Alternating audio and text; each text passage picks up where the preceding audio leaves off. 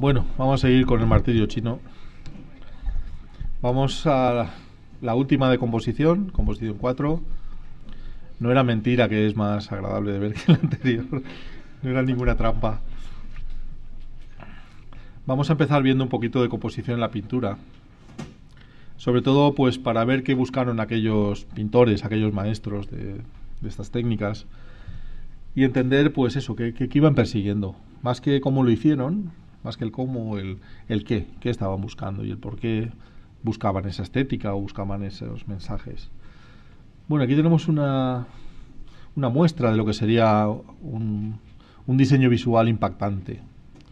Trata un tema entendido por todos, es decir, identificar el mensaje de esta imagen no nos va a costar.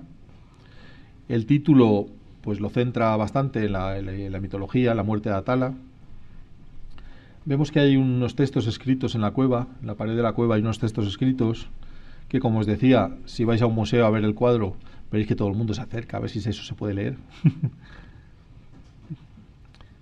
Fijaos cómo está estratégicamente emplazada la cruz en ese tono más claro que hay arriba. Hay como una especie de perspectiva desde la cueva ascendente hacia ese punto de fuga que sería el punto de luz, y ahí se ha emplazado el símbolo, la simbología del cristianismo, de la muerte, del sufrimiento, que es la cruz. Después el sujeto, si os fijáis, alberga el tono más claro. Se ha resaltado mucho la protagonista, Atala, mediante la aplicación, mediante que tenga ese tono más claro en ella. La figura del monje también es simbolismo, también es simbólica. Y luego se ha hecho un uso muy prudente del color rojo. El color rojo, que es el preferido por los pintores para hacer fulcros, para reconducir la atención del espectador dentro de la imagen, pues se ha aplicado en unos frutos que se ven ahí arriba cerca de la cruz, y aquí abajo en el paño que lleva el amante o la pareja de Atala. El objetivo de ver esta proyección es estimularlos visualmente, es decir, aquí no vais a sacar grandes visiones ni grandes conceptos, pero sí una estimulación visual bastante sana. Vais a entender muy bien lo de aquellos campos de profundidad que tiene la imagen, aquellos planos que nos llevan hacia el infinito, y vamos a ver obra pictórica bastante elegida pues por valores creativos o por valores que resaltan a primera vista. No hace falta memorizar, no hace falta análisis, yo os iré comentando un poquito por encima si veo alguna cosa. Y lo que quiero que veáis pues es eso, qué quieren transmitiros, qué quieren comunicar. El cómo ya os digo que no es importante, pero bueno, si además os da para ver el cómo, mejor. Y esto hace un poco de incidencia en lo que os contaba antes del arte, de lo cruel que es, ¿no? de un estilo que madura y que empieza a dar obras bellas, completas, complejas, y de repente cambia completamente de tendencia, y eso ya se supone que nunca más vale, y ya el impresionismo ya no vale. O sea, ya no vale, no sé. A mí me resulta muy cruel esto. Pues hay cosas muy bonitas, oye. Bueno, quiero que empecéis a ver los valores primarios de las imágenes. ¿Vemos escala? Vemos escala porque hay figura humana, y a la vez figura humana nos está dimensionando el tamaño de las ruinas, el tamaño de los árboles. Es decir, estoy viendo un valor de escala. Pero a lo mejor no es lo primero que veo. Si supierais ya bastante de fotografía, estaríais evaluando más el impacto visual. Es decir, hay una atmósfera en el cuadro, ¿verdad? Que hay una atmósfera opresiva. Ese juego del amarillo, el anaranjado y el negro está creando una atmósfera que está presente. Está creando una sensación de drama, de misterio en torno a la obra. Bueno, esto es pintura prerrafaelita, esa vuelta que os decía a los conocimientos del Renacimiento, que es donde más se han aproximado, creo yo, los pintores más recientemente a la armonía, los valores de la armonía. Si miráis obra de Alma Tadema o de otros pintores, Bouguereau, por ejemplo, veréis que se están esforzando en recuperar el valor de la armonía. Y estoy seguro que no os va a dejar indiferentes, que vais a descubrir pues una belleza que a lo mejor hasta ahora la tenéis un poquito apartada. He escogido el impresionismo primero porque es uno de los estilos más maduros en el tiempo, dura en el tiempo mucho más que cualquier otro de los recientes. Hay mucha obra paisajista, naturalista, de la que podemos hacer nosotros en fotografía. De hecho, me haría falta a lo mejor un cargador para que no se cortara esto en algún momento. Pues porque el pintor impresionista pinta del natural muchas veces, es decir, que va al campo con un caballete, como vamos nosotros con nuestra cámara, y se posiciona y empieza a pintar del natural. Entonces hay unos ciertos vínculos con nuestra forma de trabajar. Están trabajando sobre todo en las horas centrales del día. El impresionista va pues a las 11 de la mañana, 10:30, 11 de la mañana, con el sol casi siempre a la espalda, porque está buscando la máxima expresión del color. La forma al impresionista le da igual, la desvae, digamos que la diluye, la difumina, y lo que sí que está buscando es la máxima expresividad del color. Está buscando pues que el color se manifieste con la máxima pureza. Veréis que hay alguna obra puntual que no, pero en general es así. Luego pues hay una cantidad de autores tremendo, algunos pues muy conocidos, pues seguro que de Van Gogh habéis oído hablar todos, seguro, de la mayoría de ellos, porque son pues muy renombrados. Pero bueno, cuando uno estudia sus vidas y descubre pues qué han hecho y cuándo lo han hecho y cómo lo han hecho, pues ve también injusticias, porque cuando estudias la obra de Sorolla ves que la obra de Sorolla puede ser mucho más innovadora que la de Van Gogh en su tiempo y que sin embargo queda injustamente olvidado o apartado. ¿Por qué? Pues quizá porque Sorolla no viaja. Sorolla pues siempre ha pintado en España, con costumbres. Además parte de su vida se centra aquí en la costa mediterránea, en la costa entre Alicante y Valencia, entre Javea y Valencia, porque no mantiene mucho contacto con autores extranjeros, porque no, bueno, porque se queda al margen de algunas cosas, quizá, pero realmente, bueno, digamos que el tiempo sí que sabe hacer justicia. Simplemente contemplar las obras, veis que hay mucha naturaleza, mucho paisaje. Este es el cuadro de Monet que da nombre a la corriente. Si veis el título, Impression sur le Levant, de impresión surge, que significa amanecer, surge impresionismo. Y digamos que el cuadro es un ejemplo paradigmático de luz emergente, de luz que se irradia desde dentro del cuadro hacia afuera. ¿Veis? Aquí es una de esas obras que se aparta un poco de lo dicho. Aquí hay luces arrojadas, esto no es mediodía, esto es por al atardecer, son luces sombras muy largas, una dominante cálida de luz, pero en general no es así. Fijaos la reflexión de que el pintor sabe todo lo que ha puesto en el cuadro, no es como la foto. Tú puedes hacer una foto y luego en casa decir, mira, que había un gusanito aquí pequeño. Esto al pintor no le pasa. Pues el pintor ha tenido que pintar el gusanito, ha tenido que coger la paleta y darle color entonces es muy consciente de todo lo que aparece en su encuadre. En este caso veis que hay dos figuritas ahí debajo del arco. Escala de nuevo. ¿Es casual? Sin esas figuritas no se puede dimensionar el arco. Si las pinta más altas, si las pinta de 20 centímetros de alta, resulta que el arco es ridículo, es pequeñito. Si se sube uno encima del otro se da con la cabeza en el techo. Está dimensionando el paisaje y está ofreciendo un paisaje mucho más amplio a costa de reducir el tamaño humano, la figura humana. Cuanto más pequeña sea el ser humano en el paisaje, más grande es el paisaje. ¿Veis? Esto sí que sería una obra más pintada a mediodía. Está un poquito contrastada además. Digamos que en el cuadro original no hay esos negros. Siempre hay detalle en las sombras y hay muy poquitas sombras porque se pinta casi siempre con el sol a la espalda. Pero bueno, veis pues el posicionamiento de los ejes, de estos dos ejes que marcaría el ciprés lejano o el árbol lejano y este chopo que hay aquí delante, que hacen como una especie de marcado a la vez en la imagen. El cielo, en vez de quedar vacío de nubes, este cielo azul que sería, pues tendría mucha presencia visual y no tendría información, pues se ha completado con nubes. Como yo sé que estos cuadros no se hacían en un día, se hacían en varios días, o ha elegido el día de las nubes para completar el cielo, o simplemente ha recreado esas nubes. Bueno, aquí se ve muy claramente lo poco importante que es la forma. Esta foto me la baja muy baja resolución, pero básicamente lo que es el concepto se ve igual. Y a uno se le pisa en una foto y le da un infarto. Y con este tipo de obras pues se sigue apreciando muy bien todo. Pero veis el concepto de primer plano. En este caso es estable, es una línea horizontal, el eje horizontal. Luego los ejes, bueno, hay uno que está casi centrado, que no llega a estar centrado. Pero esto en fotografía, pues ya no podríamos hacer una doble página con este cuadro, por ejemplo. Ya el árbol ese pequeñito que hay ahí, pues se cortaría muy malamente. ¿Veis? Estos son distintos planos de profundidad. El primero con las flores mezcladas, el segundo con el prado y las figuras humanas, y el tercero con el bosque detrás. Y es una composición muy estable, muy lineal, muy basado en líneas horizontales. Aquí vemos más dinamismo. Empezamos ya a crear líneas oblicuas, líneas diagonales. De nuevo la profundidad se gana con el color, la forma está desvaída, Pero esas diagonales lo que están mostrando ya es esa intencionalidad de más dinamismo, de que el cuadro no sea tan estático. Bueno, ya veis, escenas que, además, si os fijáis bien, esos resultados, con la cámara trepidada, se pueden conseguir cosas muy parecidas en fotografía, esas expresiones pictóricas. Esto sería un paradigma de profundidad. Aquí podemos contar hasta 11 planos. Si empezamos con el prado verde, campo de amapolas, casas, árboles, prado siguiente, árboles, prado siguiente, y vemos también esa perspectiva atmosférica, como nos informa pues que en la distancia los tonos se aclaran, ¿os acordáis? El contraste disminuye, la definición es menor, y todo esto nos da una información al cerebro de que aquello está pues mucho más lejos y que hay atmósfera por en medio.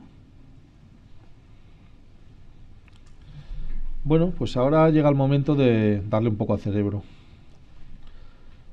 Es bonito, sí. Vamos a ver más allá del bonito. Y vamos a fijarnos en el horizonte, ¿vale? Venga. ¿Qué le ha pasado a este horizonte? Resulta que Sorolla se fue un día a la playa que estaba todo inclinado. Se ve que ese día la Tierra rotaba más rápido de lo normal. O puso el caballete mal. A lo mejor puso el caballete mal y el tío cogió la regla y dijo, ¿qué pasa aquí? El nivel no da. Ir pensando por qué ese horizonte está inclinado.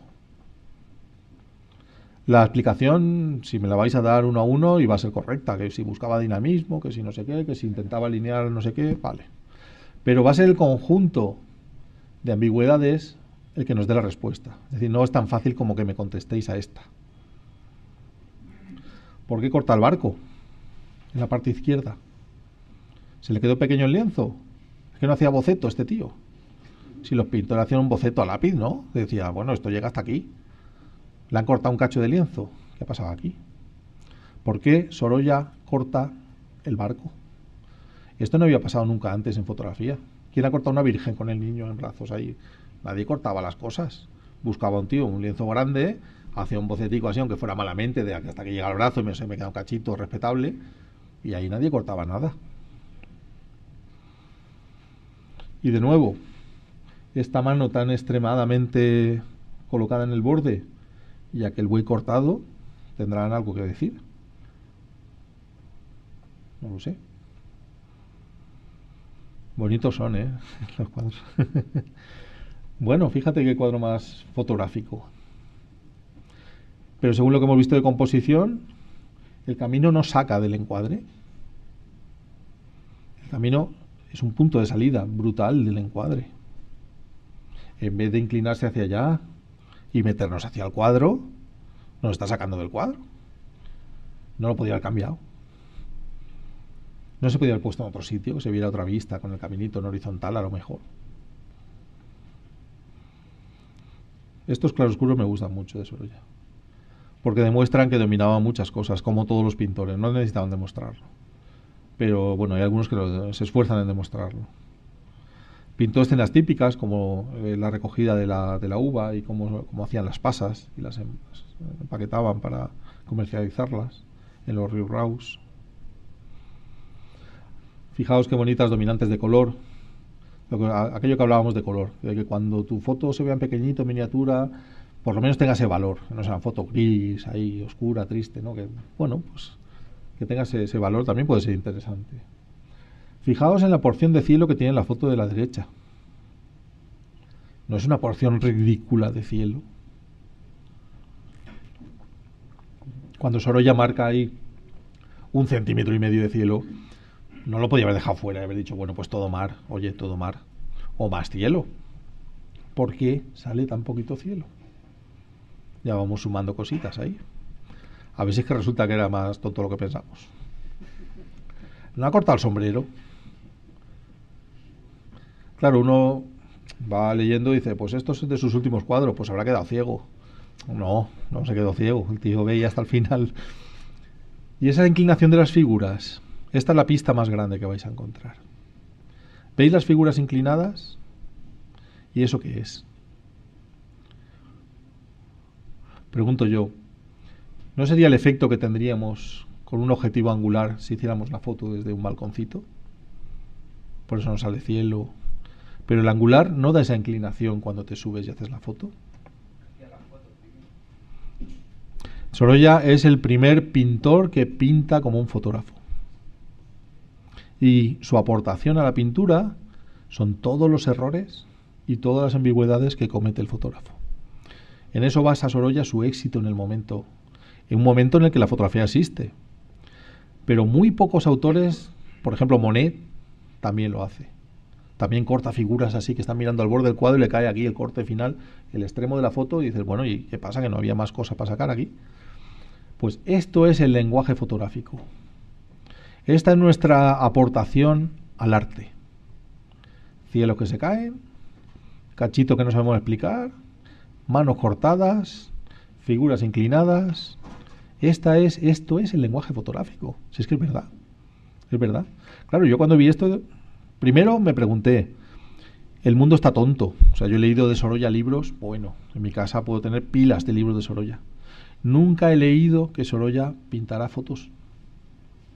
Pero claramente, vamos, el que piense que no, que nos rebata, que nos diga, que nos ilumine. Porque yo he llegado a esa convicción. Que todo eso son fotos casuales, son instantáneas, que luego descubres, ¡hala, qué poco cielo he dejado! ¡Hostia, le he cortado la mano a mi tía! Si aquí el sombrero, me he cargado el sombrero de la prima Juliana. Pues todo esto es un lenguaje fotográfico. Tampoco saben los investigadores de Sorolla, después de leer 20 libros que ninguno ya ha dicho, si os fijáis, esto es lo que pasó. ¿Cómo nos vamos a fiar de lo que...? Esa es mi reflexión. ¿De dónde aprendo yo? Si después de leerme 20 libros de Sorolla, pensando un rato, sacan más conclusiones que datos que te dan. Bueno, cosas curiosas. Pero vamos, el que piense que no es así, pues que lo reflexione luego, porque que busque fotos en internet y le dé unas cuantas vueltas. Lo que está claro es que Sorolla, el dominio de la luz, el manejo de la luz, del color, de la perspectiva, es fabuloso, asombroso. Quizás si tuviéramos que pensar en un pintor de la luz mediterránea, sería Sorolla. Fijaos qué ejercicio primario de perspectiva. O sea, que el valor que más nos llama la atención es esa perspectiva, esas líneas que confluyen hacia el fondo, ese tono más claro que recorta la figura. En este caso, el tono más claro no está en la figura principal. Ha servido para recortar al anciano sobre el fondo, para que destaque más que los demás. Bueno, esto ya es para echarse a temblar. Este cuadro es para echarse a temblar. Cuando lo ves en vivo, te puede dar un síndrome de Stendhal. Te puedes caer de rodillas delante del cuadro. El baño de los tullidos, o Triste herencia. Yo lo he leído con dos títulos. Si os fijáis, de nuevo volvemos a la carga con esas cosas. ¿Qué ha pasado con el cielo? Se cortan niños. Hay un niño aquí que se ve como un pastelón aquí blanco cortado, muy mal cortado. Pues eso, que es el momento, es el mensaje, me da igual la composición. Estoy haciendo como si estuviera en una cámara de fotos y cometo esos errores, pues casi infantiles en composición, que a un pintor le debían dar risa, porque un pintor que traza esa raya ahí dice, claro, no es como un fotógrafo, él sí que se está dando cuenta dónde está poniendo el cielo. Este es el cuadro que cambia un poco la obra de Sorolla, después de haber ganado todo lo que se podía ganar en concursos, en premios, en certámenes, y yo creo que se hace un Sorolla más reflexivo, más a su aire, más libre de presiones y de tener que responder ante su obra, y pinta más libremente, ¿no? Bueno, es un claroscuro que roza casi el tenebrismo de Caravaggio, que lleva, digamos, la paleta al extremo. Este era un ejercicio que hacían los pintores en la Edad Media, remover de su paleta tonos y quedarse con 5 tonos de gris o con 4 tonos de gris y tener que solucionar una pintura sin la posibilidad de gradaciones, teniendo que hacer uso de muy pequeñas gradaciones tonales. En la obra de Van Gogh, pues veréis otra serie de valores, otra serie de abstracciones. Y sobre todo lo que quiero que veáis en Van Gogh, a ver si somos capaces de captarlo, es la influencia de Gauguin. Es decir, de repente va a ser una obra de Van Gogh que os va a parecer sustancialmente distinta a todo lo que hemos visto hasta el momento. Bueno, ya vemos también esta composición en diagonales que se van nivelando hacia el horizonte, pero veis que es el color, el que está marcando aquí las distancias es el color. No hay tonos, es el color el que separa, el que da profundidad. Este es el ejercicio que nos sirve de los impresionistas, cómo dar profundidad a una imagen mediante el color. Para que no lo sepa, pues Van Gogh fue una persona que se formó profundamente, estudió todos los pintores que se pueden estudiar, se preocupó hasta el final de sus días por formarse, obsesivamente. Aquí hacía poco que habría descubierto seguramente la pintura oriental, que también la estudió y se vio magníficamente sorprendido por ella, como tantos autores. Ha habido pintores que se han desesperado después de ver toda su obra y de saber que han hecho toda su vida, irse a ver una exposición de pintura oriental y volver diciendo, no he entendido nada. O sea, mi vida no ha servido para nada. No he llegado al final de las cosas. Me he quedado en un estadio intermedio. Esto ha pasado mucho y debe ser traumático, porque un pintor con 70 años no tiene el trazo, no tiene el pulso, no tiene el tiempo para rehacer su obra. Entonces, de ahí la importancia de la formación, desde luego. Bueno, solamente para que las veáis, pero ¿y esto? ¿No habéis notado un cambio salvaje, abismal, de lo que estábamos viendo a esto? Vale, pues retenerlo un momento, porque vamos a Gauguin, con pinturas inspiradas en el Mar del Sur, que es donde él hizo pues pinturas etnográficas de la mayor parte de su vida. ¿No es más esto lo que habéis visto antes? ¿No se parece más a esto que a lo que estábamos viendo? Sí. Y ahora vais a ver lo que pintó Gauguin al lado de Van Gogh.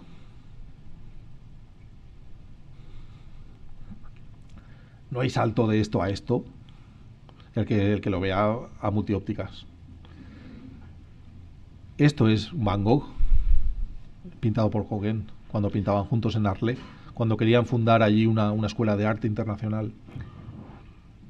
Que nos ha quedado de herencia, pues esa. Sí. Una pregunta por internet. Lorenzo Flores Rodríguez pregunta qué es el fulcro en pintura. El fulcro en pintura es... Fulcro es una palabra castellana que cuando yo la leí en inglés, que es fulcrum, pensé que, bueno, pues que claro, que esto en castellano no existe.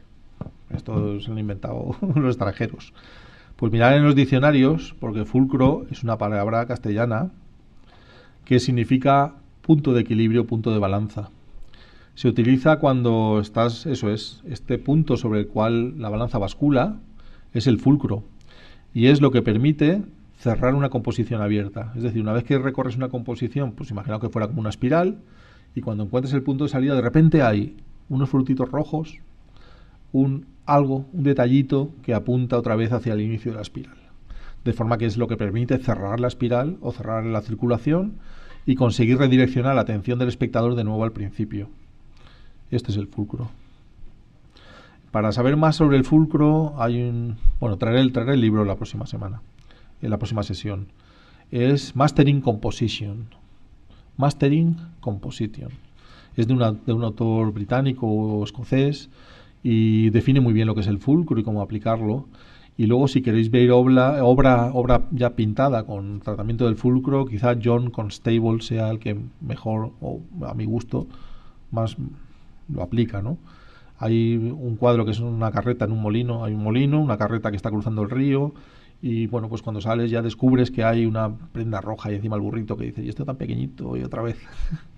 Brillante. Bueno, Renoir y esos efectos temblorosos de movimiento que podemos conseguir con la cámara también, muy sugerentes. Fijaos que yo nunca he sacado una persona en mis fotos de paisaje, nunca. Claro, cuando piensas en la escala, pues claro, no he dimensionado ninguno de mis paisajes. Una conclusión válida.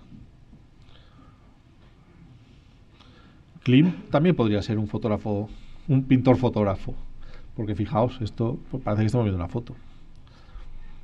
O esta profundidad hecha con un teleobjetivo, esto es lo que veríamos por unos prismáticos, por un telescopio, por un 300 milímetros. Está comprimiendo la perspectiva y consiguiendo profundidad con el uso del tono y del color. Y esto ya es maravilloso, esto ya es increíble.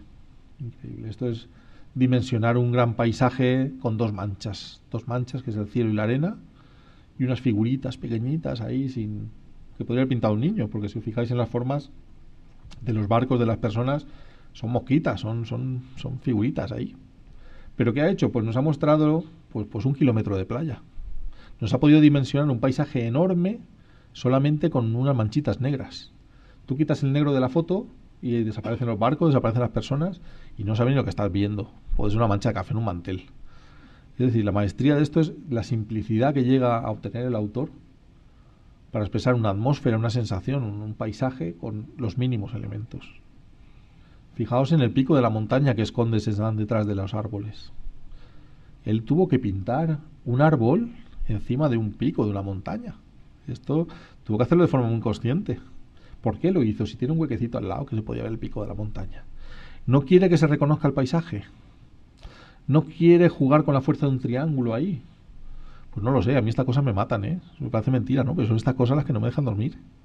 Me he hecho muy raro. Antes era, no sé, veía las noticias y me quedaban... Ahora son estas tonterías. Bueno, un poco de puntillismo. En fin, ya veis que la forma no es lo importante, pero que los mensajes os siguen llegando. Es decir, aquellas fotos movidas, pues resulta que movidas y todo, como cuadros, nos puede seguir llegando el mensaje bien. Quizá por eso la técnica está al final de todo, el proceso de evaluación de la imagen. Quizá es mucho más importante el mensaje y todo lo que nos quieren contar. Y por último, ¿qué ha pasado? Está movida. Pues, chico, a mí no me importa, porque es más subjetiva aún. Ojo, ojo, que la foto que hemos tirado, vamos a ver qué hemos hecho hasta ahora. Bueno, una cita de Van Gogh. Y pasamos a audiovisual. Sobre nuevas teorías o nuevos acercamientos a la composición.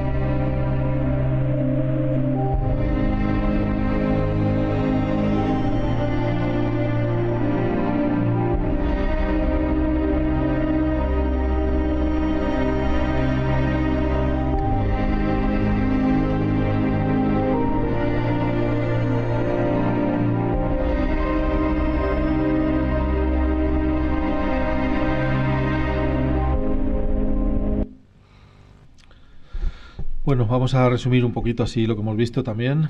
Me gusta comentar algo porque pasa todo tan rápido que parece que no tenga importancia y tiene mucha. Esas teorías aditivas y sustractivas, casi siempre en mis cursos, esto es una anécdota que me gusta contar.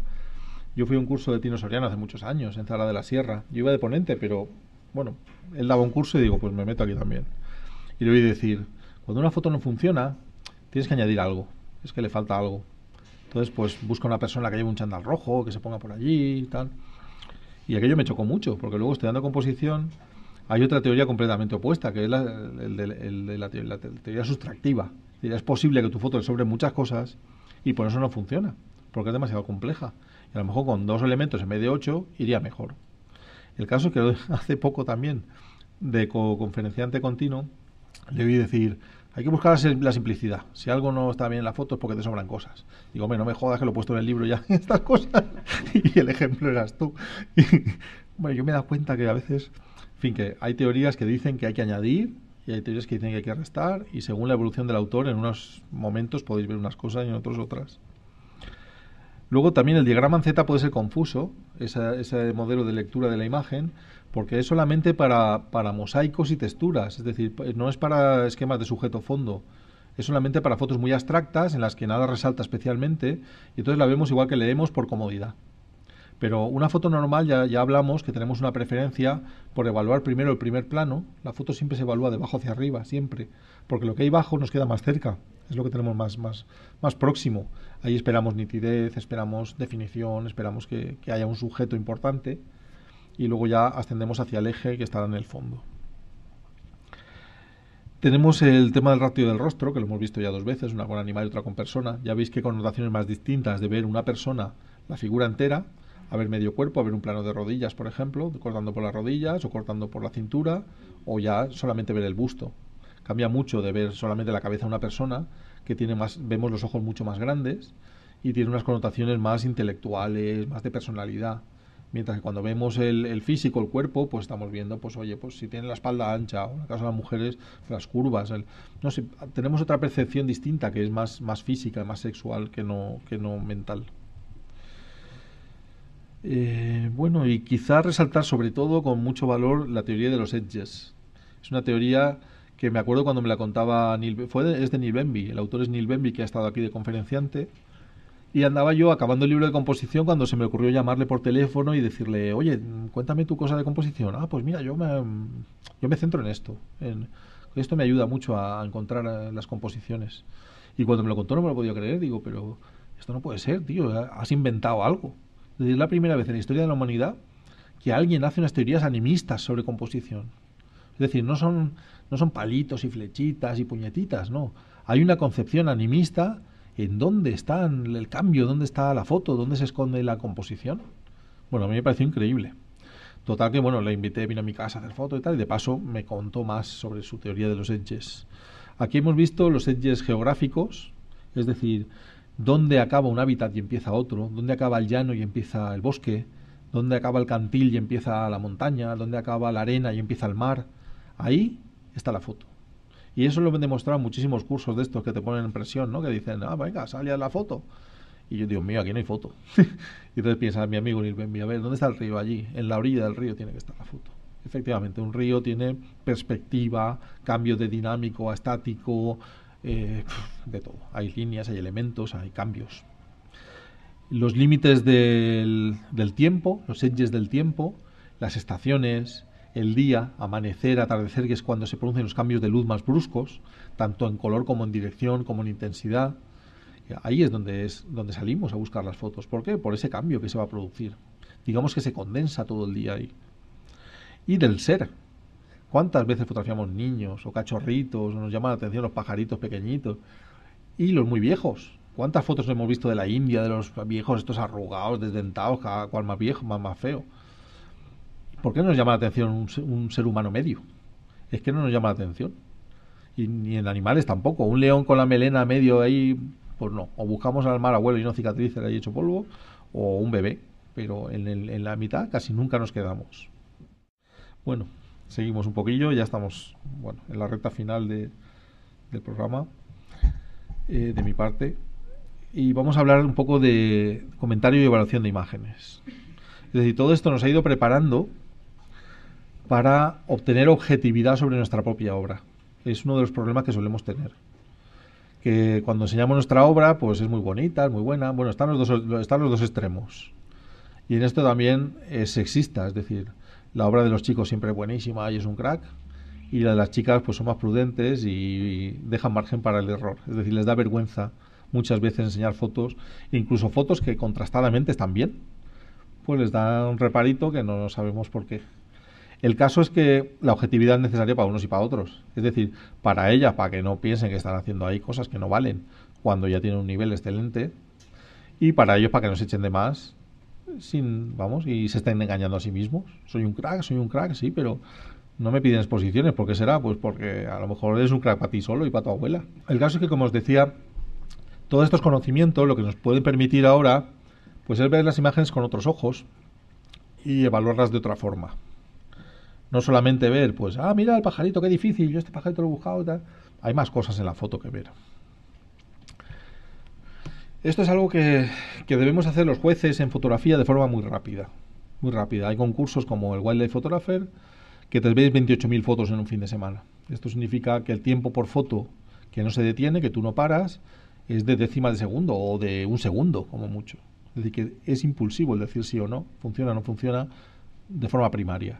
Por supuesto, si te quedan dudas, puedes parar y puedes reflexionar, pero claro, si lo haces en las 5 primeras, todo el mundo te mira ya como diciendo, de aquí no salimos. Claro, entonces unas sí y otras no, pero tienes que tener cierta agilidad. Por suerte, hay muchas calificaciones que no hay un tiempo establecido y cada jurado decide cuánto tiempo dedica a evaluar la foto que aparece. No hay mucho escrito sobre este tema, no hay mucho. Por más que he buscado, no he encontrado casi nada. Más que en las calificaciones de FEFI, que sí que me ha servido mucho cómo lo hacen ellos, y el ver a lo largo de Europa pues cómo lo hacen en Alemania, cómo lo hacen los finlandeses, cómo lo hacen los escoceses, cómo lo hacen los ingleses, cómo lo hacen los portugueses. Bueno, he puesto una cita de Javier Marzal en su libro Cómo se lee una fotografía, que habla que en el lenguaje fotográfico no hay un alfabeto claro, visual. Que la foto es un conjunto que no se puede delimitar, que es imposible y que o lo ves como una totalidad o no hay manera. Bueno, bueno, pues no es exactamente lo que yo opino, me parece bien, ¿eh? Me parece bien. Es decir, la fotografía es cierto que tiene algo holista, algo totalitario, algo pues gestáltico, que cuando lo ves te transmite pues de un vistazo los valores. Es lo que hemos visto en el principio de superioridad pictórica. En muy poco tiempo tú eres capaz de ver un mensaje muy complejo y asimilarlo. Pero es cierto que si no existiera composición, si no existiera el lenguaje visual, no habría mejora en las imágenes. Es decir, que si solo la imagen es un todo, con su mensaje ahí metido y la composición no pesa, yo no estoy de acuerdo. Es decir, ¿qué estamos peleando aquí? Estamos peleando que hay unas imágenes que te impactan y te llenan y otras que no. Y no solo es el mensaje. A veces hemos visto una foto que es un reflejito, ahí, cualquier cosa simple y mínima, y te impacta. Así que yo no estoy del todo de acuerdo. Es decir, es cierto que la apreciación debe ser global, pero luego nos fijamos en cosas y estamos viendo detalles, y estamos viendo enfoque, y estamos viendo otras cosas. Así que yo creo que elementos, eje, distribución espacial, movimiento, todo lo que estamos viendo existe y se aplica. Y cuando se aplica, porque yo lo he aplicado en alguna fase de aprendimiento, de aprendizaje, lo he aplicado como receta y me ha funcionado. Yo he tenido imágenes premiadas, imágenes valoradas, es decir, que funciona. Has tocado un tema que, bueno, a mí desde luego me pienso mucho sobre eso, sobre el mensaje y el lenguaje visual, el mensaje. Y claro, no siempre es, si hablamos de lenguaje, de mensaje, de código, de emisor, de receptor, no siempre es fácil entenderlo. Y desde luego no estamos en la mente del autor. Entonces tampoco sabemos qué es lo que quiere transmitir. Pero yo creo que puede haber un mensaje en cualquier fotografía. Yo creo que sí que puede haberlo. Sí, que no existe una identidad entre lo que pienso yo y lo que piensa el autor de la fotografía, pues a lo mejor existe esa disonancia, ¿no? En efecto, muy probablemente. Sí. El mensaje estético casi siempre existe, o el mensaje de momento, siempre hay un mensaje, el de qué va la foto siempre está. Pues es la admiración del fotógrafo por la naturaleza, pues oye, pues también es válido. Con respecto a esa segunda parte, a esa apreciación, a ver cómo me expreso.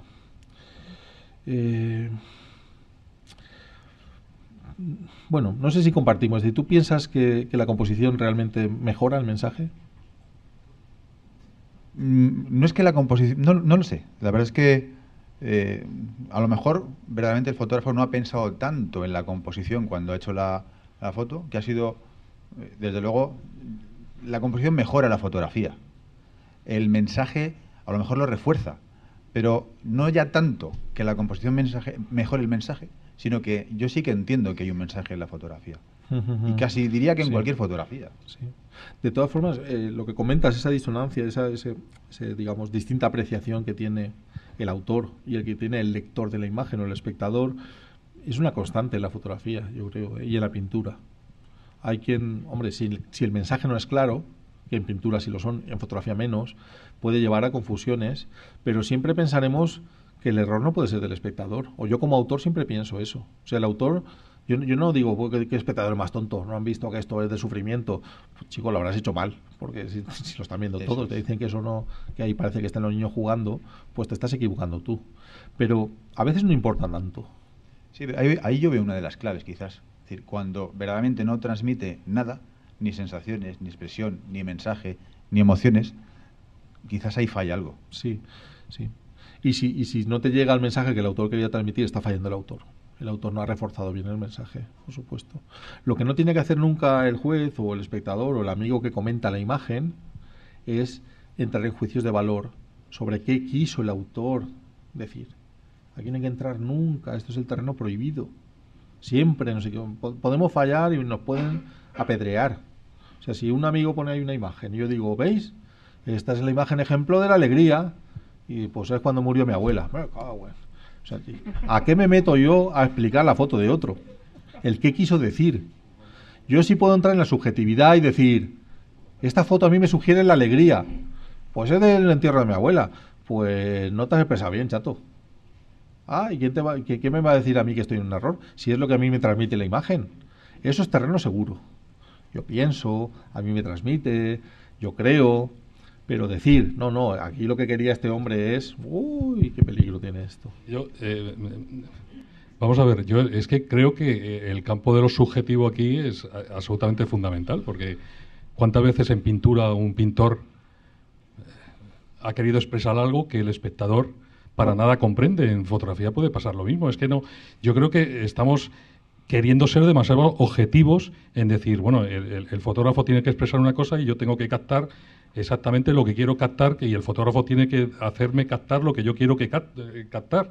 No sé si me explico. Perfectamente. Yo creo que lo subjetivo, igual que en la obra pictórica, debe pasar en la obra fotográfica. Sí. O sea, Sí. no. Es decir, hay obras muy bien delimitadas por contexto, por título y por concepto, y la ves y sabes de qué va, pues están martirizando a San Esteban. Pues hombre, esto es un drama. Nadie va a decir que es cómico. Pero hay otras obras y otros autores que digamos que dejan abierta margen para que el espectador imagine. Y entonces se deje transmitir, se deje seducir, piense que es un sueño de tal, o una visión de la infancia, y entonces, bueno, pues te deja margen para que tú opines. A eso me refiero, que yo no estoy totalmente de acuerdo en que, oye, el fotógrafo, pues mira, te has expresado mal, o no has captado bien lo que querías captar. No, yo creo que puede estar equivocado el espectador y el fotógrafo no estar equivocado. Yo como es que autor el sí fotógrafo a lo mejor ha tenido una sensación. Yo creo que el campo de la subjetividad aquí es fundamental. Sí. Y como en la pintura, es que es exactamente igual que en la pintura. Sí, pero a mí me preocuparía que si he querido, no sé, imagínate que tú eres Picasso y me enseñas el Guernica y te digo, ay, qué tranquilidad. Hostia, están muriendo ahí miles de seres vivos, tú, hay caballos despedazados volando por los aires. Sí, en parte. Entonces me ahí, preocuparía, sí. Diría, joder, no conecto yo con mi público. Sí, estoy de acuerdo. Sí, el que cada uno pueda evidentemente sacar su impresión, esto es muy bonito. Hay fotos que quedan abiertas, incluso por título, que juegan ahí en el campo de nadie, para que tú puedas también aportar. Además, yo creo que hay obra pictórica, igual que habrá obra fotográfica. Sé menos en eso, evidentemente tú sabrás muchísimo más, que yo creo que lo que abre es ese campo a la interpretación del propio espectador. En la obra pictórica, tú también lo sabes perfectamente, hay autores que lo que abren es su obra al debate. Eso es. Precisamente. Eso. Fíjate precisamente el último punto. Expresar con subjetividad clara sus opiniones. Es decir, no hacer dogmas de lo que tenemos que hacer es expresarnos siempre. No. Esto no es así. Cada uno que haga lo que quiera. O sea, de hecho, lo más difícil de exponer composición es intentar no influenciar a todo el mundo a que todos hagamos lo mismo.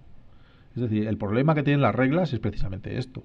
La forma de dar composición, pues dándole muchas vueltas, es vamos a ver de qué forma aprendemos todos sin que tú dejes de hacer lo que hacías, sin que tú dejes de hacer lo que hacías y sin que tú dejes de hacer lo que hacías. Simplemente que te aporte algo. Pero como defendamos cosas así de dogmáticas, acabaremos todos haciendo lo mismo y empobreciendo la fotografía. Quiero comentar una cosa sobre esto que viene al caso. Diferenciar entre lo que sería el arte subjetivo y el arte objetivo. Que es algo que creo que se nos escapa. Yo lo leí de un tal Gurdjieff por ahí que decía que había una cosa que era el arte objetivo, pero que ya no existía, que hoy en día no hay nadie que sea artista. Esto es una cosa como muy radical, ¿no?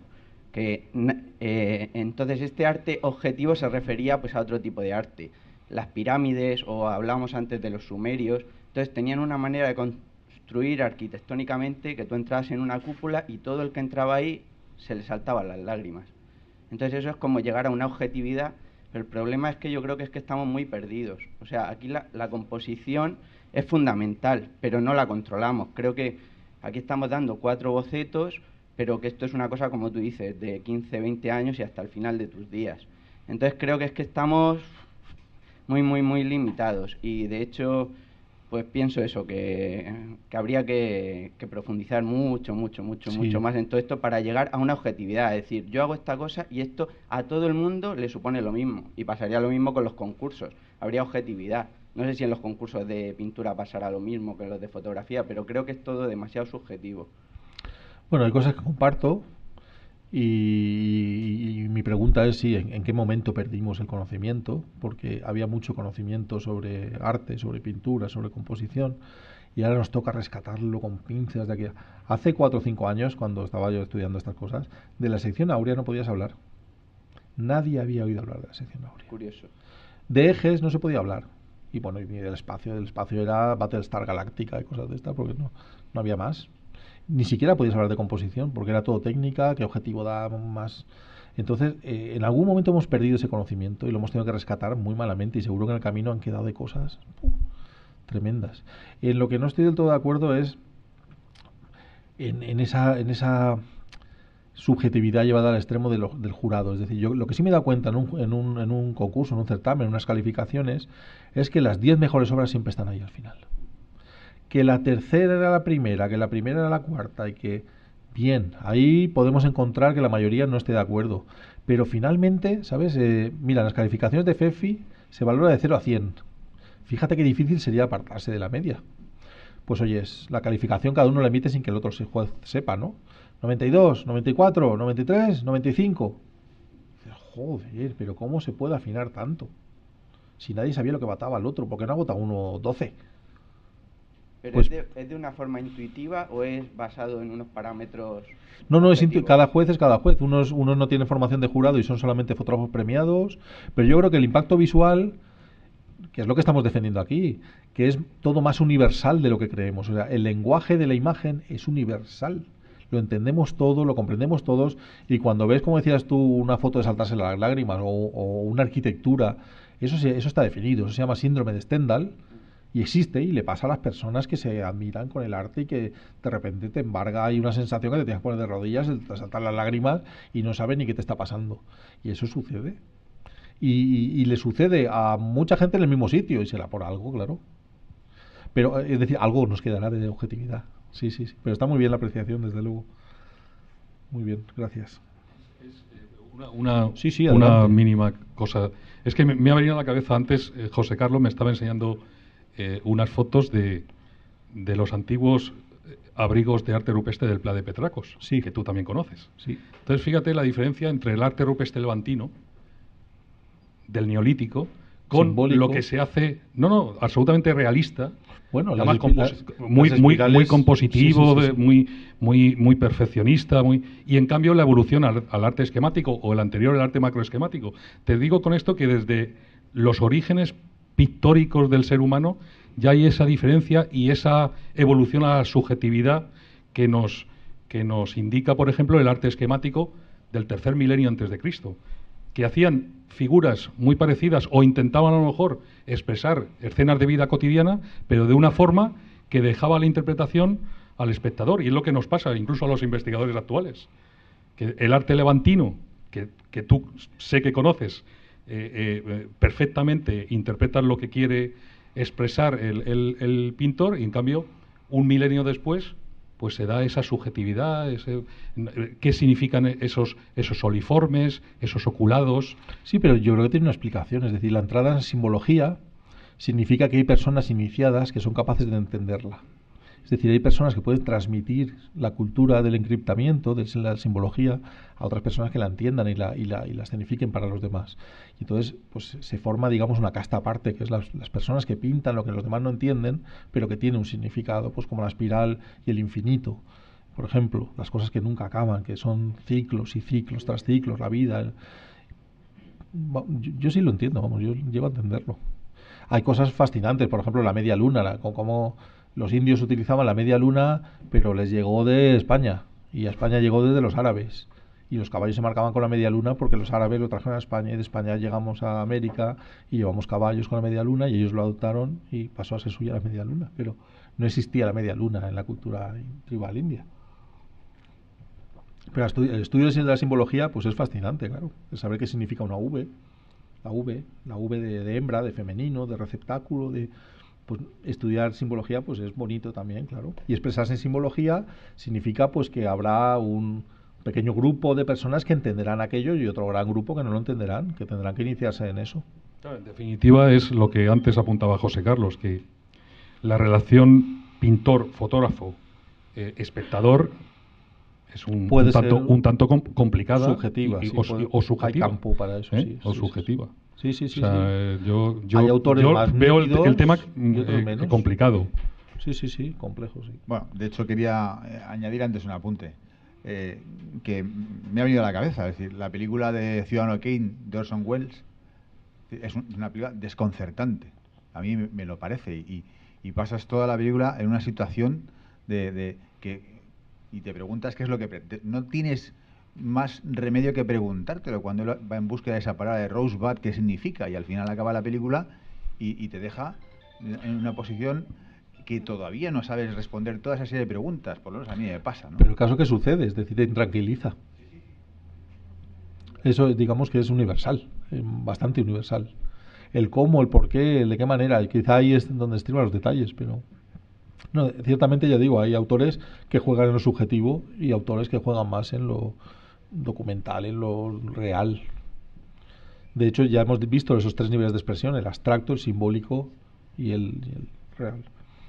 Bueno, lo primero que digamos que deberíamos hacer cuando nos enfrentamos a una imagen para evaluarla es la apreciación global.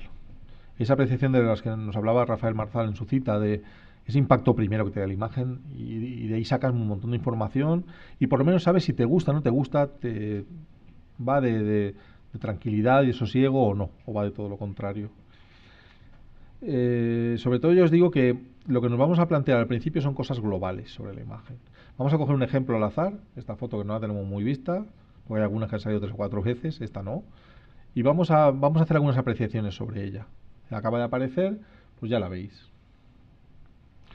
Vamos a ver qué título tiene la imagen, si lo tiene, y si se adecua a la obra y la completa y me centra un poquito más. Vamos a ver el impacto visual, que ahí entra vuestra subjetividad de espectadores, y el centro de interés, donde está colocado. Vamos a ver el mensaje de la obra, los recursos narrativos. Bueno, vamos a avanzar porque todo esto lo vamos a ver paso a paso. Bueno, como no tiene título, o yo sí lo sé, pero no os lo voy a decir, podemos hacer el ejercicio de pensarla. Imaginaos que es una foto vuestra. Hay alguien que dirá, yo nunca haría esta foto. Claro, vale. Pero imaginaos que os ha salido por error. Os ha tocado la tarjeta. Pues tratar de pensar un título. Esto es interesante. Podemos encontrar sugerencias o relación entre un desperezo, un estiramiento, una danza o trance, es decir, un momento detenido de una danza o de un trance. Se sugiere la relación con la naturaleza, pues porque el fondo es un bosque, porque la piel está tratada con barro, parece, o aparece así manchada. Preguntas que me surgen si viera esta imagen objetivamente y no sé qué es mía. ¿Forma parte de una serie? Yo preguntaría si forma parte de una serie. ¿Está expresando algo en un conjunto de imágenes? Y luego, ¿qué expresa el mensaje? ¿El mensaje en general de qué va? ¿Es alegría, amor, dulzura? No. Yo diría que es algo dramático. No sé, me da la sensación por la luz, por la composición, de que es algo más dramático. Yo diría, aquí hay un mensaje oculto que no soy capaz de ver. Realmente la imagen sí pertenece a una serie que es sobre mitología, la mujer en la mitología. Se busca que represente a Eris, la discordia, no mediante representación clásica, es decir, no se ha visto pintura porque Eris aparece ahí cascándole a todo el mundo, porque desata los conflictos, las guerras, agita la égida, despierta los ánimos en el campo de batalla. Estas son las connotaciones que tiene Eris, discordia. Y esto es un poco de dónde procede la mitología. Bueno, pues se hizo con esta intención. Por supuesto, no habrá coincidido con el título de nadie, pero ahora con un título, Eris, la discordia, puedes centrar mucho más el mensaje. Y si es otro todavía más centrador, más conciso y más concreto, nos centraremos más. Impacto visual, como hemos visto, tiene la subjetividad del espectador, a unos les parecerá más y a otros menos. Quien esté haciendo todo el día fotos de modelos retozando en el barro y chillando al aire, pues le parecerá menos impactante. Y quien haga mariposas y flores y de repente ve esto, pues dirá, Dios mío, ¿qué le está pasando a esta mujer? Buscaremos el centro de interés y nos preguntaremos sobre él. Entonces, la pregunta es, ¿me impacta? La primera pregunta como espectador o como jurado sería, ¿me impacta? Si me impacta, el fotógrafo ya ha conseguido algo. Ya ha captado mi atención. Ya ha despertado mi curiosidad. Ya la valoraré bastante positivamente. Si no me impacta, pues pasará más desapercibida y obtendrá una puntuación media. ¿Y el por qué? Encontrar en mi cabeza el por qué me impacta. ¿Es la pose lo que me impacta? ¿Es el gesto lo que me impacta? ¿Es la luz? Aislar lo que me impacta. ¿Por qué? Porque este ejercicio es válido para mis fotos. Cuando yo salga a hacer fotos, sabré lo que me impacta en mi encuadre también. Podré hacer esa valoración objetiva ya sabiendo lo que me gusta a mí. Digamos que también me permite descubrirme yo a mí qué me gusta y qué no me gusta. ¿Ocupa el centro de interés buena parte de la imagen? Hombre, si el centro de interés es la mujer de ahí, pues sí que ocupa bastante de la imagen. Va a ser difícil reencuadrar mucho la imagen. Permite un pequeñito reencuadre. Mensaje de la obra, recursos narrativos, simbología. Bueno, pues entraría dentro del retrato, es decir, hay una descripción física, vemos cómo es la chica, cómo tiene el vientre, los brazos, la cabeza, el pecho, y de la personalidad también, es decir, está mostrando pues esa facilidad para entrar en trance o ese poder oculto que tiene, que está invocando, no sé, algo oculto que hay ahí, pero como se ve lo físico y lo que no es físico, estamos ya entre la prosopografía y la etopeya, estamos en el retrato, que une las dos. Sobre la ubicación de la escena, pues está en un bosque, de ahí esa explicación que os he dado de relación con la naturaleza, porque hay una topografía en el fondo. Está deshumanizada la modelo, está dramatizada la figura, y lo podemos ver, la piel tiene barro que está agrietado, el gesto, quizá el impacto visual que la mayoría pueda apreciar venga de aquí, también de la luz. Hay un momento atmosférico en el fondo, que es la niebla, hay un momento de luz, la luz es dramática. ¿Por qué? Primero porque es dura, su calidad es dura, es una fuente de luz pequeña que ha hecho sombras duras. La dirección es lateral nadir, viene de abajo y de un lado. Y en el color es donde nos encontramos un contraste de color. Hay un contraste de luz y un contraste de color. El contraste de calidad de luz está entre el fondo y el sujeto tiene luz dura, el fondo tiene luz suave, y el contraste de color proviene de que el cuerpo tiene una luz cálida y el fondo tiene una luz fría. Este contraste también puede darnos impacto visual. Probablemente parte del impacto visual proceden de esas sombras duras y de esa diferencia con el fondo. Tenemos también momento de acción o de comportamiento mediante la pose, y si nos fijamos mucho, pues en el fondo hay un momento biológico también en los árboles. Nivel de expresión, desde luego simbólico. Aquí hay algo oculto que se expresa en la imagen y que yo no soy capaz de entender. Hay, no sé, un magnetismo, una fuerza, hay algo ahí oculto, seguramente esté pasando algo en algún lugar a causa de que esta mujer está así. Respecto a la forma, digamos que se basa en un triángulo invertido y en el movimiento. Ella está en movimiento, es un momento detenido. El eje se trazaría desde aquí, pesa mucho más esta parte porque el esquema tonal es de luz y esta parte de las sombras es muy llamativa, pesa mucho en la imagen. Tratar también de verla como miniatura, de verla como una forma desvaída, y os ayudará. El sujeto alberga el tono más claro, no hay eje horizontal, digamos que estamos analizando la imagen, entendiéndola. El sujeto con relación al fondo hay profundidad, porque el sujeto está en primer plano, el fondo está más desenfocado a cierta distancia, hay una perspectiva atmosférica, el fondo está más desvaído y el primer plano está más nítido y más contrastado. Ahí veis un poco la forma de este triángulo invertido en el que se basa la imagen. Podríamos abrir un poquito más la base, pero básicamente si unimos la figura, en síntesis lo que debemos ver es un triángulo sobre un patrón de fondo. Ese sería la síntesis. Bueno, resaltar sobre todo lo que transmite la imagen. Cuando uno comenta la imagen, lo primero que se fija es lo que te tiene que transmitir. Si te transmite misterio, drama, transformación, bueno. Ahora veremos un poco la forma de analizar una imagen. Esta sería, acabamos de ver la apreciación global, es decir, los valores globales que tiene la imagen, de qué me transmite, de cómo se ha construido, de cómo está elaborada. Y luego haré un segundo análisis, si hay tiempo, o en aquellas obras que se quedan pues en el límite de la excelencia y se recalifican de nuevo,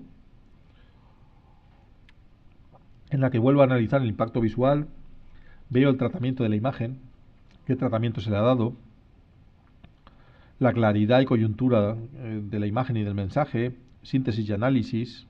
Aquí con tiempo lo podemos hacer. Imprecisiones y ambigüedades, acabado, ruido, qué podemos mejorar, y finalmente la presentación. Es decir, lo último que se evalúa es pues si la obra está bien presentada o la cartulina está arrugada y la foto está hecha polvo y la han pegado mal y se ha roto una esquina y, pues bueno, no ha tenido cuidado al presentarla, o bien pues lo han presentado sobre un passepartout, con un foam grueso, en fin, hay una buena presentación porque el autor cree en esa foto. Con respecto al tratamiento de la imagen, yo observo naturalidad, es decir, no hay un retoque apreciable, se ha buscado una cierta naturalidad, aunque hay contraste entre sujeto y fondo desde luego. Yo sospecharía que el fondo es artificial, por esa diferencia de luz, aunque uno se puede llevar un flash al campo perfectamente, pero yo sé que el fondo es artificial porque lo he hecho yo. Y veo, eso sí, lo veréis todos, discordancia de luz entre el sujeto y el fondo. Esto es importante que lo veáis. Hay discordancia de luz. No es la misma luz la del sujeto que la del fondo. Con respecto a la claridad del mensaje, pues es un mensaje confuso que deja libertad a la interpretación, pues lo que estábamos hablando ahora mismo con José Carlos y con Chema, es decir, en este caso nuestro mensaje no está claramente definido y podemos dejar que sea así, es decir, que el espectador sea el que le ponga el matiz. Claro, es la discordia y está maquinando que va a hacer la guerra de Troya. Pues bueno, pues no, le duele la espalda y necesita un masaje. Bueno, pues es otra lectura. Bien, y sí que entraría, yo cuando veo esta imagen sí que diría que es una fotografía preconcebida. Es decir, uno no va por el campo y se encuentra una señora que sale llena de barro desnuda en el bosque. Bueno, y finalmente, veis que se repetimos algunas frases como que es un triángulo invertido, pero bueno, la figura se recorta muy bien sobre el fondo, la figura no es confusa, hay una buena relación sujeto-fondo, no hay solapamiento en la pose, es decir, cuando ella estira la mano no se tapa la cara o no se solapa, es una pose limpia, bien recortada sobre fondo, y sería un momento detenido. Y ahora la pregunta es, ¿podría haber mejorado algo? ¿Hay sugerencias de mejora? Bueno, a mí esto me interesa mucho. Si alguien de momento ya ve una sugerencia de mejora, estupendo. Mándame un correo, porque me interesa. Pero es algo que yo me pregunto siempre en el momento de hacer la foto, porque ahí es donde se solucionan las cosas, y luego cuando la proceso. ¿Qué podría haber mejorado yo aquí? Es que la luz, y la próxima vez hay que tener más cuidado. Aquí es donde realmente estás aprendiendo a tener precisión, a cuáles son tus errores más repetitivos. Es que lo das todo por hecho muy pronto. Carlos, no apagues el coche antes de llegar a la meta, que luego no arranca. Esas cosas se ven ahí, en el procesado de la imagen.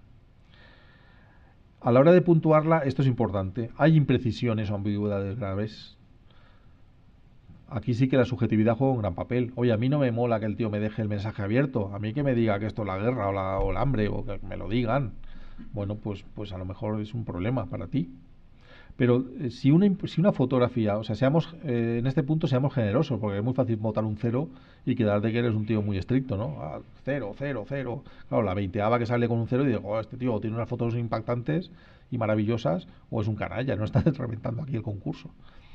Yo casi siempre soy generoso en mi valoración.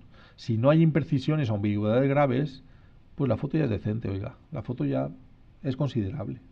Si no soy capaz de ver problemas en la imagen, bueno, pues la foto ya está bien considerada. Para mí ya tiene un 60 o un 70 seguro. Y luego, pues con respecto al acabado, por ejemplo, la imagen puede tener ruido, que sería una deficiencia técnica, o no estar perfectamente definida. Pero esto, en el esquema global de valoración, son gravedades pequeñitas. O sea, una foto no puede pasar de 60, de no tener ninguna apreciación grave en cuanto a composición y mensaje, pues a tener un 12, porque tiene ruido en los negros y los negros es el pelo que ocupa un 2% en la foto. O sea, hay que ser muy consecuente de qué es lo que penaliza y qué es lo que puntúa. Y luego pues se puede hacer sugerencias de tratamiento retoque. Pues esto con el filtro drag en ese quedaría espectacular. Pues yo no lo sé. Pues cada uno pues sería su propio jurado que lo piense. Bueno, todo esto se puede hacer de forma muy rápida e intuitiva, pero no hay una guía para el juez, que es lo que yo me encontré cuando fui designado juez especialista. Dije, ¿y ahora de dónde aprendo yo? Si no hay de dónde. Entonces, bueno, pues el hacer un protocolo ayuda a que te des cuenta de qué es lo importante y que te des cuenta que hay un eje y dónde lo ha posicionado, y si apuesta por la armonía, en que la forma es redondeada, en que hay simetría, pero luego no hay centramiento y la luz es dura, pues este señor no sabe lo que es la armonía, obviamente, esta señora. Entonces, pensar un poco dónde están las limitaciones del autor. Claro, los procesos que os he comentado de síntesis y análisis, el reducir la imagen a los mínimos elementos y el explorarla parte por parte, nos va a dar esas mejoras, esa objetividad a la hora de valorar. Las virtudes globales pesan mucho y lo que hay que valorar es si las ambigüedades o imprecisiones pues le van a restar mucho. Para mí, la forma de hacerlo bien es impacto visual, primero, me impacta, me llama la atención, sí, bien, ya tenemos una buena puntuación para la imagen. Hay un mensaje, hay un mensaje potente, que es pues la desigualdad social. Bueno, pues me parece un mensaje potente. Hay momento, pues sí, porque es un tío que desquiciado porque es pobre, se ha tirado del edificio y está cayendo de cabeza sobre el asfalto, me cachis. pues eso sí que es un momento fuerte. Composición. ¿Está todo más o menos acorde? Hombre, pues sí. Pues bien. O no. Resulta que aquí pues se puede hacer un poco mejor. Bueno, teniendo un mensaje tan fuerte y un momento tan fuerte, va a pesar poco la composición aquí. Valoraría la técnica como cosa que hay que valorar y el acabado y presentación. Y finalmente, en el momento final de reflexión, antes de poner los puntos, pensaría, ¿es original? Joder, yo nunca he visto nada así. Esto hay que subirlo. Si es muy original, el tío se la curra. La maestría del fotógrafo, a lo mejor desde el punto de vista técnico, es una foto muy compleja. Pues ha utilizado el tío 257 flashes con no sé qué, con mezcla, con tal, y la luz de la hoguera. Bueno, pues este tío sabe mucho de la luz. Esto es maestría, esto es lo que se premia. Va en conjunto con la dificultad técnica, aunque la maestría puede ser en composición o en mensaje, por supuesto. Y luego el estilo, si además intuyes que hay un estilo propio ya muy desarrollado y que pues esto ya es una obra de un maestro. Entonces, pues la puntuación debe estar acorde. Bueno, para acabar, por divertirnos un rato, pues os propongo pues que penséis esta imagen que os sugiere, una imagen abstracta, de estas que dejan el mundo abierto a que cada uno piense.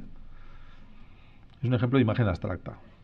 Entonces, claro, la interpretación del mensaje es confuso, pero bueno, a unos os sugerirá una cosa y a otros otra. Alguno verá una pintura, otro verá un no sé qué y otro no sé cuál. Pensad si le atribuís un mensaje. ¿Alguien puede decir qué le sugiere o de qué va? ¿Hay alguien que...? Sí, es un tejado, claro. Pero, ¿qué querrá decir el tejado? Es decir, lo que es, ya lo sé yo porque estaba allí. Es mejor que lo sé yo, no sabe nadie. Lo que sí quiero saber es, ¿y a vosotros qué os sugiere? ¿Hay alguien que puede decir, pues para mí esto es la guerra de Crimea? Yo qué sé, algo. Oprime, muy bien. Eso es lo que me gusta. Oprime, muy bien. ¿Alguien se atreve más? Una ventana. Bien. Ay, Dios mío, este hombre. Es una jaula. Muy bien. En efecto, eso es. Hay un patrón de repetición, es como un mosaico, y hay un ritmo, hay una musicalidad también ahí inherente. Pero básicamente, yo pensaba en esta segunda foto. Yo estaba haciendo una serie de jaulas. Cuando fotografié el canario y bajé abajo a tomarme ya el bitter card de yo he cumplido, miré hacia arriba y vi el techo y dije, esto es otra jaula. Lo que pasa es que no es una jaula para pájaros, esto es una jaula para seres humanos. Sí, qué bien, qué curioso. Es decir, a la segunda persona que opina le oprime y a la tercera ya dice la jaula. Qué fuerte. Es decir, que la subjetividad, bien, existe, pero bueno. Os voy a decir las principales deficiencias de las obras que se presentan a concurso o a calificación. La primera, que también la comentaba José Carlos, es la falta de expresividad. Es decir, a ti la imagen no te dice nada, y no te dice nada, y no te dice nada, y no sabes por dónde cogerla, y pues puede pasar. Y por eso te han elegido de jurado. Tú estás ahí de jurado y simplemente tienes que ejercer. Mensaje confuso también, es decir, sabes que hay un mensaje, lo ves, pero no te llega nítido, no sabes muy bien por dónde cogerlo. Ambigüedades son pues esas cosas que te hacen dudar de la maestría del fotógrafo. Esas cosas que quedan abiertas, que no están bien definidas, que no están bien resueltas y que tú piensas que no son intencionadas, sino que ha cometido un error el fotógrafo. Y luego, cuando hay oportunidad de hablar con el autor, yo las tengo siempre anotadas en una libreta y lo pregunto. Resulta que siempre hasta ahora son ambigüedades del fotógrafo, es decir, no estaban contempladas en su esquema. Deficiente composición suele suceder, es decir, que hay una niña en una catedral rezando y hay una cruz enorme arriba y no ha alineado la niña con la cruz, están solamente un poquito separadas, se permite el reencuadre, o sea, ves que tanto el centro de interés como el eje, como todo, no ha sido reforzado. Y luego, hablando con el autor, pues resulta que no sabe lo que es el eje, no sabe lo que es reforzado, no sabe estas cosas. Deficiencias técnicas suele haber a veces, aunque menos, pero puede haberlas, que la imagen esté ligeramente trepidada, bueno, esas cosas. Deficiencias de presentación, también las hay, por fotos pegadas ahí encima de la cartulina, arrugadas, y claro, pues ya ves eso y te quita la gana de puntuarla. Y sobre todo, título irrelevante, sobre todo. Un título que... Canario en jaula. Coño, pues ya lo veo yo. No sé, despiértame algo más, que hay más cosas que despertar. Muy bien. Entonces el título debería aportar algo. Principales deficiencias del jurado, que también las tenemos. Pues mira, la primera. tratar de explicar lo que el autor ha querido expresar. Es decir, en cuanto yo me meto a ver qué insiste decir tú en la foto, ya estoy metiéndome en el fango, ya estoy ya empezando a hundirme en el fango ya poco a poco yo solo. Porque además si el autor está en la sala, que suele ser que sí, pues va a levantar la mano y te tiene en sus manos. La forma correcta de expresarnos es: a mí me transmite, a mí me sugiere, a mí lo que me evoca esta imagen es la guerra. ¿Es un niño naciendo? Amigo, haberlo intentado mejor. ¿Qué quiere que le diga? Y siempre tenemos salvaguarda posible. Es mi opinión, es lo que me transmite. He dicho la verdad. Y luego un error muy grave es establecer comparaciones entre obras. O sea, un jurado calificador, un juez en un concurso, no puede comparar obras porque las obras son incomparables. ¿Qué vas a comparar entre las dos fotos? Es que entre la jaula y el tejado me quedo con la jaula que está más clara. Pero es que no se puede comparar, una es abstracta, la otra es... No hay nada que comparar entre las fotos. Aunque salga un caballo blanco en las dos y el cielo esté nublado, habrá miles de cosas que no coincidan. El mensaje puede ser radicalmente diferente. Eso tenerlo muy en mente. Nunca se compara. Además que es ofensivo decir, no, pues es que la de Pepita es mejor que la de Juanito. Pues para ti. ¿Cómo que es mejor? ¿Que te habrá gustado más a ti? Pero es que no es lícito comparar, no es lícito. Cada obra merece su respeto, su tiempo de observación y sus valoraciones independientemente. Bueno, pues ya veis, ejercicios en primer lugar de aislamiento, trabajando el tema de las jaulas y de la libertad, con este gato de piedra tan apropiado. Y después en una imagen muy estática, de esto que ves que faltan valores por todos lados, pues esforzándonos con el color y con el movimiento, buscando darle valores donde no los había, donde solo el autor intenta solucionar.